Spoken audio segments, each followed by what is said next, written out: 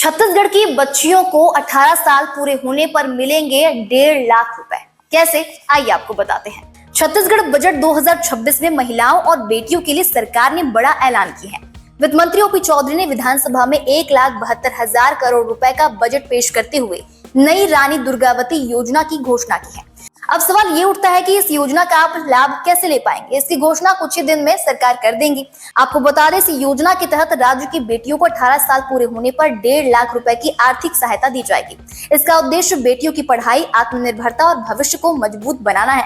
इसके साथ ही मुख्यमंत्री लखपति दीदी भ्रमण योजना भी शुरू होगी, जिसमें महिलाओं को धार्मिक स्थलों की यात्रा कराई जाएगी।